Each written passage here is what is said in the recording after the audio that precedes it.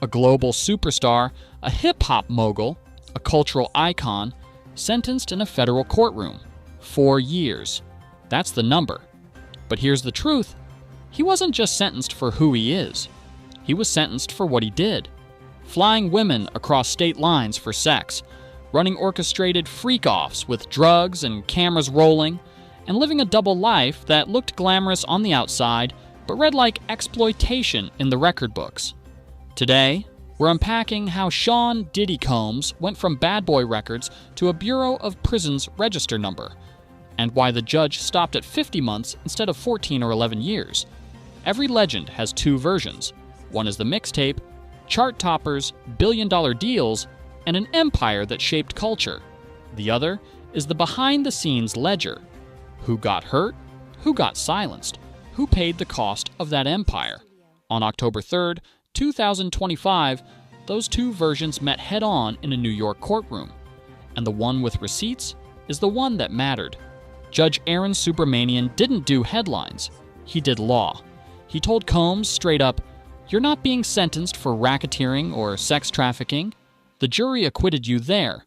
But under federal law, I have to weigh your conduct, your history, the need to deter, and the evidence I saw with my own eyes." He acknowledged the community work, the fatherhood, the legacy, but then he said the quiet part out loud. This was subjugation.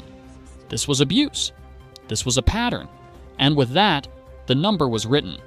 50 months of federal time. Back in September 2024, prosecutors rolled out an indictment that sounded like a career ender. Racketeering conspiracy, sex trafficking, and violations of the Mann Act. Transporting people across state lines for prostitution. The trial that followed exposed allegations of drug-fueled freak-offs, staged sexual encounters with escorts, girlfriends, even male sex workers. Witnesses said drugs were used to keep people compliant. Some said cameras rolled the whole time, turning intimacy into leverage.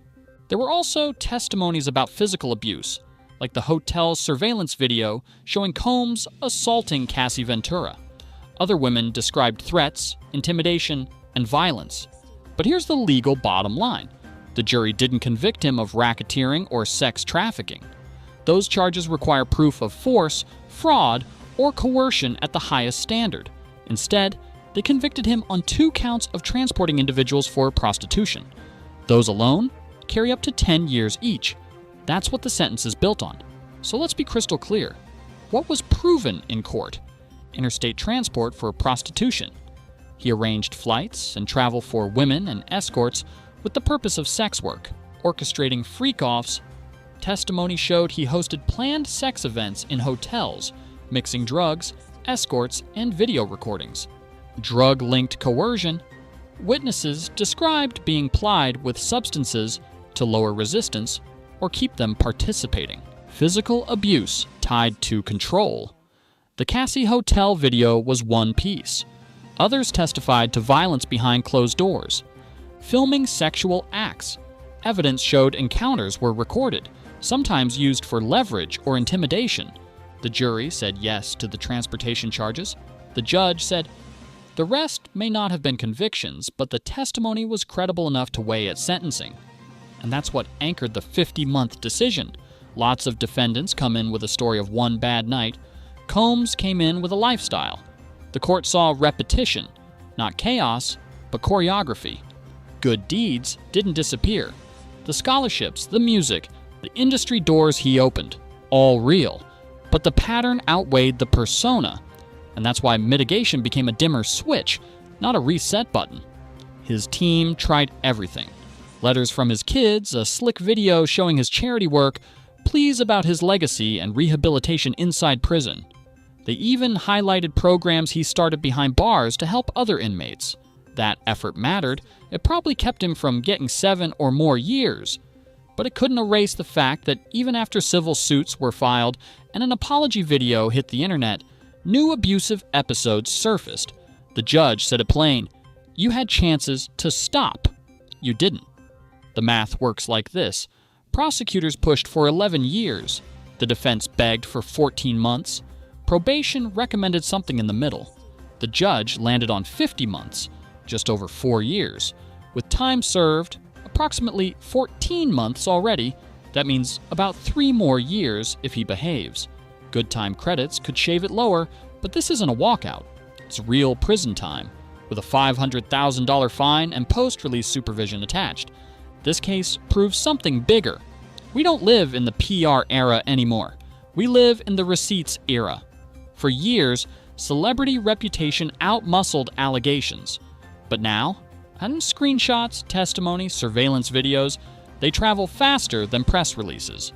This sentence wasn't cancel culture. It was case culture. The system finally said, your fame doesn't erase your pattern. Expect appeals.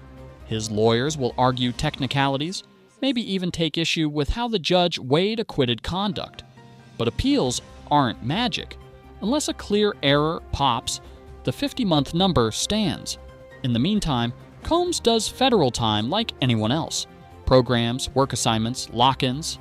When he gets out, the music will still be streaming, but the industry calculus will be different. Some doors will be closed, some will crack open if money outweighs risk. That tension, art versus accountability, will define his comeback tour. This isn't just a Diddy story.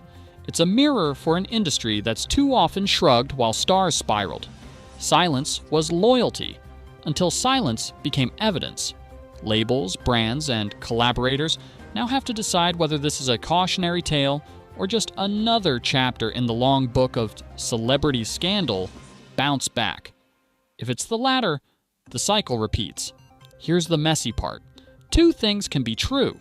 He was a father and philanthropist. He was also an abuser who transported people for prostitution. The court didn't erase either side. It drew a guardrail. Enough punishment to matter, enough restraint to avoid making him a martyr. 50 months is the middle ground between extremes, but it's also a signal that power doesn't buy infinite passes. So here's the takeaway. Diddy didn't beat the law. He didn't get buried by it. He got measured by it. A pattern cost him his freedom, not forever, but long enough to matter. What do you think? Was 50 months fair? Too light? Too heavy? Drop your thoughts below, and don't forget, hit subscribe to Buzzport TV. We bring you the whole story, not just the clickbait. See you in the next one.